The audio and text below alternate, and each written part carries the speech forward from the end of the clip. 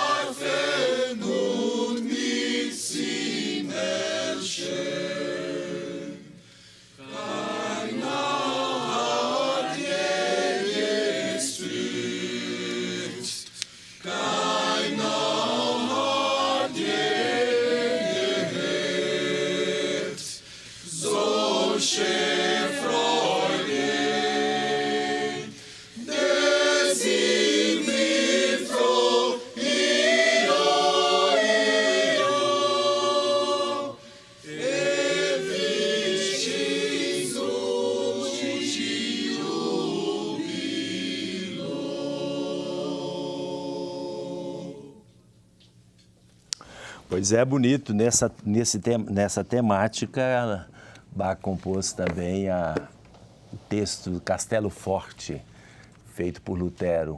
É o hino luterano, mas não é este, é parecido. Muito bem. Agora nós vamos às participações aqui, né, Maíra? Senão você não vai fazer o Enem. Aqui vou ler uma aqui primeiro, porque ela completa a informação do sábado passado. É a Rita. A Rita fala o seguinte: ao assistir o programa do sábado passado, senti despertar em mim uma questão de bastante tempo que só assume importância quando um gatilho a traz à tona. é sobre a situação financeira e social de Jesus. Um estudante de história me disse que a profissão de carpinteiro era função de status naquela época e que, portanto, Jesus não era pobre. Além disso, era de linhagem nobre, já que descendia do rei Davi. O fato de ofertarem 2 pombinhos na apresentação no templo é dado pelas condições de fugitivos políticos em que se tornaram, a fim de salvar da morte o menino Jesus. Estavam em terra provavelmente estranha. Para que José se ajustasse, talvez a palavra aqui estranha, para a gente entender bem o e-mail dela, seria em ambiente hostil, por causa do Herodes, né? Nós sabemos. Para que José se ajustasse em sua profissão, deve ter levado algum tempo.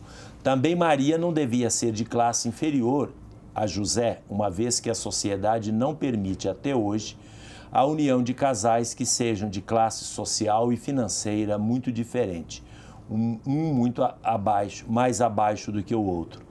Pode me ensinar a me entender melhor? Se possível, bom, primeiro eu vou responder aqui, depois escrevo para ela também, porque ela pede para escrever.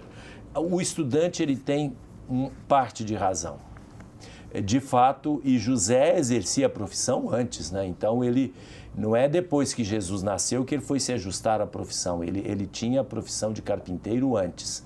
Lembrando também que na Galileia estava sendo construída a capital, uma capital daquela região, e demandava muitos serviços de carpintaria, principalmente para segurar os blocos de madeira para sustentação. E isso significa que quem era carpinteiro tinha emprego garantido e renda acima do normal. Então, a família de Jesus não era pobre. Aí, o que ele explica em relação ao fato de, no Evangelho de Lucas, eles fazerem oferta como pobres, eu diria que pode até ser isso, eu não tenho conhecimento. A primeira parte, sim, mas esta não. Porque o Papa fala isso na exortação apostólica para dizer da humildade de Jesus. Na verdade, o que a gente deve dizer é que esta é uma interpretação lucana. São Lucas tem uma interpretação e possivelmente os fatos narrados estão vinculados a uma interpretação que Lucas dá da mensagem de Deus para a humanidade. E é muito interessante isso. Então, Lucas, e não é nada errado, e o Papa Francisco também está fazendo dentro do mesmo teor, ele não fez exegese do texto. Ele pegou a mensagem de Lucas, tal como Lucas interpretou a revelação e o projeto salvífico de Deus em favor da humanidade, mas em especial dos mais pobres. Esta é a mensagem de Lucas. Dentro desta mensagem, Lucas procura interpretar os acontecimentos sob esta ótica, e o Papa pega exatamente sobre esta ótica. O Papa não está absolutamente cometendo nenhum erro ao não fazer a exegese do texto de Lucas, mas simplesmente Lucas é um escritor sagrado inspirado por Deus, de modo que aquilo que ele diz é revelação de Deus. E é por aí que o Papa Francisco, ou a exortação apostólica que o Papa Francisco redige, daí ele busca esta fundamentação absolutamente correta, mas ainda que você também, na sua análise, o seu estudante de história também estejam corretos. Certo. Temos a participação da Marli Moreira, do bairro Barroca. Ela manda um abraço para a neta dela, Natália Graciele, que fará aniversário de 18 anos no próximo dia 11. Obrigado, e nós vamos rezar por você, né, para quem faz aniversário, a neta dela. O Evaldo Antônio, do Rio Negro, da cidade de Sabará, mandou um abraço para o pessoal do coral da PUC Minas e gostou muito da música de vocês. Pois é, o abraço vai, eles devem estar ouvindo, depois a gente repete para eles. A Maria Helena, do bairro Alto dos Pinheiros, está ligada no programa, que está ótimo, como sempre. Pois é, eu também tenho aqui agora do Charles Lenoir. Está escrito Lenoir, mas eu estou lendo Lenoir, que é a leitura correta. Se for Lenoir, me desculpe. Ele diz assim: olá, bom dia. Ele confunde meu nome e depois corrige. Desculpe, me enganei, Padre Zé Cândido. E a toda a equipe do programa, assisto sempre a este maravilhoso programa. Fiquem sempre com Deus. Abraço. Obrigado, Charles. E ele confundiu meu nome com o nome do Papa Francisco. Tá certo, ele colocou Padre Francisco. Sim. Temos a participação da Sônia Maria do Coração Carístico, que quer participar do sorteio. E a Marli Perdigão, do bairro Padre Eustáquio. Santa Marta também tem uma basílica? Ela pergunta porque sempre ouviu dizer que o Papa está lá. Não é basílica, não. Ela tem mais uma pergunta, sim, né? Sim. Qual que é? Depois de São Pedro, quem foi o Papa da Igreja? Até hoje, quantos papas já ocuparam o trono de São Pedro? São 3 perguntas, então. A primeira pergunta, Santa Marta. Santa Marta não é basílica. Santa Marta é um hotel. É um hotel especial, é claro, né? É uma casa de hospedagem. Normalmente, Santa Marta é usada no conclave para os cardeais. Mas durante o ano, outros eclesiásticos e até mesmo padres, se houver lugar, podem se hospedar lá. A Casa Santa Marta fica à esquerda da Basílica de São Pedro.